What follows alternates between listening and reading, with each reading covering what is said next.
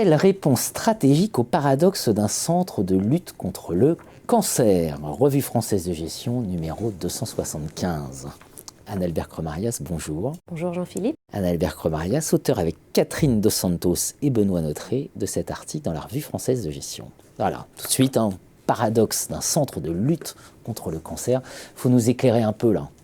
Oui, alors le terme de centre de lutte contre le cancer, c'est donc un type d'établissement un peu particulier dans le domaine de la santé, donc qui traite, comme son nom l'indique, exclusivement de l'activité autour de la cancérologie. Donc nous, nos travaux portent sur, dans ce papier-là, plus spécifiquement l'étude des paradoxes dans ce type d'établissement. Voilà. Comment on en vient à choisir ce sujet d'abord? L'étude des paradoxes d'un établissement de lutte contre le cancer. Vous êtes l'auteur de plusieurs papiers, oui. Management de la santé, le médecin au cœur aussi de ces transformations, avec Catherine Dos Santos également, dans The Conversation France.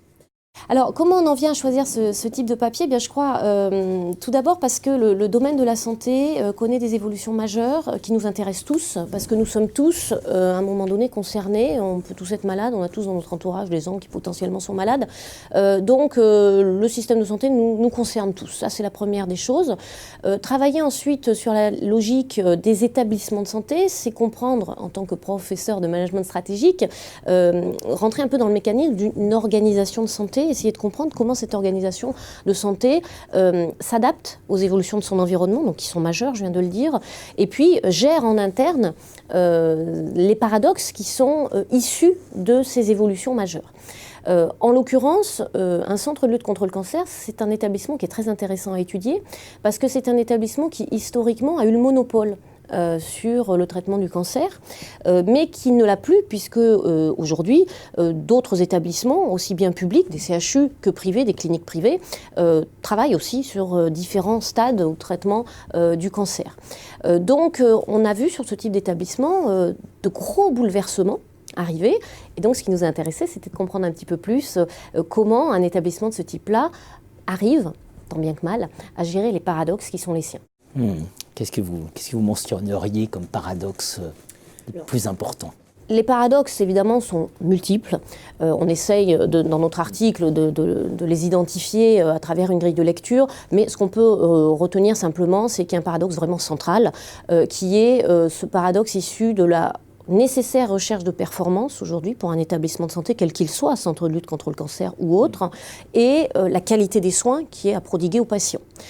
Et finalement, ces deux dimensions sont très compliquées à mettre en œuvre et induisent des mécanismes, des fonctionnements, une organisation interne qui n'est pas forcément toujours compatible. Donc, les paradoxes sont présents, j'allais dire, et constituent le quotidien des mondes sociaux qui constituent les établissements de santé. Donc, les mondes sociaux, c'est bien sûr le personnel médical, le personnel soignant, et puis tous les autres services supports qui permettent à un établissement de fonctionner.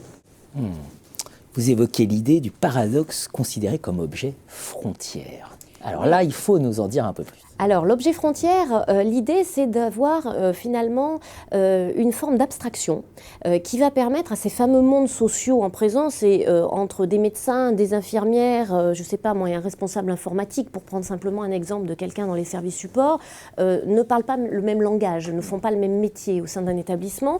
Donc, finalement, une des vraies problématiques, c'est de dire comment est-ce que toutes ces personnes, tous ces individus qui constituent l'organisation qui est notre établissement de santé, arrivent à parler de la même chose et arrivent à se retrouver finalement autour d'un projet commun. Et ce qu'on a constaté, c'est que notre paradoxe permet finalement cette abstraction, ce niveau d'abstraction nécessaire, puisque pour le coup, chacun le vit au quotidien, alors d'une façon éventuellement un petit peu différente. On ne met pas forcément exactement les mêmes mots, les mêmes situations sur ce paradoxe, mais chacun l'expérimente au quotidien. Donc ce niveau d'abstraction permet aux différents mondes sociaux de se retrouver et autour de projets communs ou d'un projet commun qui prend appui sur ce paradoxe-là, eh bien de construire justement des actions qui vont leur permettre de façon alors parfois assez courte et parfois imparfaite bien sûr, mais en tout cas de se comprendre et de travailler ensemble. Et c'est ça qui est important et c'est ça qui va permettre à l'établissement de surmonter le paradoxe. Vous prenez un exemple dans l'article d'un projet emblématique. Oui, tout à fait. Alors en l'occurrence, il s'agit d'un institut du sein qui avait comme objectif, ou qui a comme objectif, de fédérer un certain nombre d'établissements localement autour de cette prise en charge du cancer du sein et puis de l'accompagnement bien sûr des patientes tout au long du dispositif. Et ça, c'est vrai que c'est un projet très emblématique, en même temps pas évident du tout à mettre en place parce que faire travailler plusieurs établissements de santé ensemble, c'est jamais simple.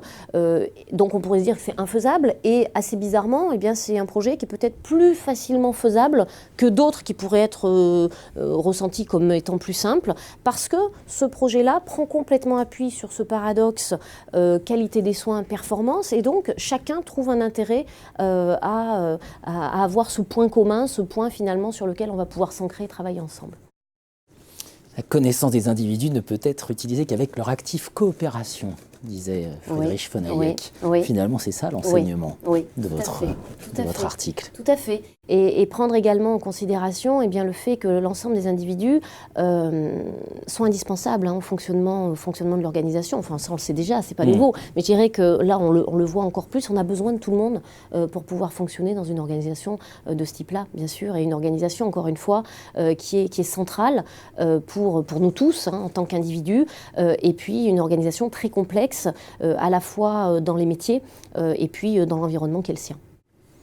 Quelle réponse stratégique au paradoxe d'un centre de lutte contre le cancer? Anne-Albert Cromarias, Catherine Dos Santos, groupe ESC Clermont et Benoît Notré, Revue française de gestion numéro 275. Merci infiniment de votre venue.